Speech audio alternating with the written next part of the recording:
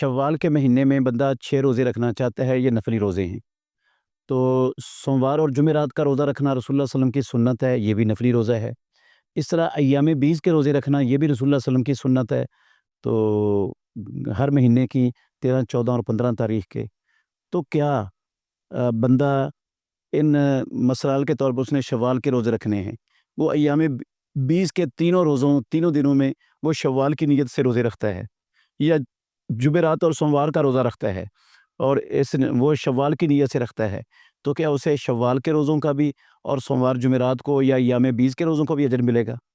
जी हाँ, इंशाअल्लाहुर्रहमान उसे ये अजर अल्लाह रब्बुल आलमीन अता फ़रमाएँगे।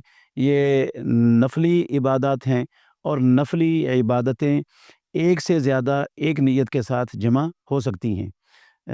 जिस तरह तहियतुल मस्जिद है, तहियतुल वुज़ू है, अगर बंदा वुज़ू करके मस्जिद में आया है और आकर उसने फ़जर की सुन्नतें अदा की हैं, तो ये फ़जर की सुन्नतें भी अदा हो गईं, तहियतुल मस्जिद भी इन्हीं में अदा हो गया और तहियतुल वुज़ू भी इन्हीं में अदा हो गया। फिर तहियतुल मस्जिद और तहियतुल वुज़ू अलग से नहीं पढ़ने पड़ते।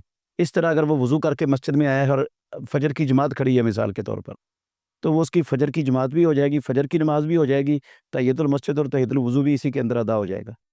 अलबत्ता जो होते हैं ना फ़राइज़, वो 2 फ़राइज़ को एक नीयत में नहीं जमा किया जा सकता, वो अलग-अलग ही अदा करने पड़ते हैं।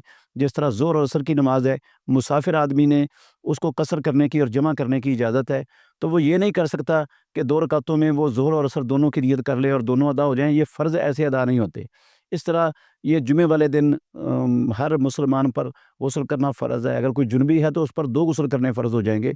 तो ये फ़र्ज़ हैं और फ़र्ज़ अलग-अलग अदा करना पड़ता है, वो इकट्ठे नहीं हो सकते। अलबत्ता जो नवाफ़िल हैं, उनकी नीयत इकट्ठे एक नीयत से वो अदा किए जा सकते हैं।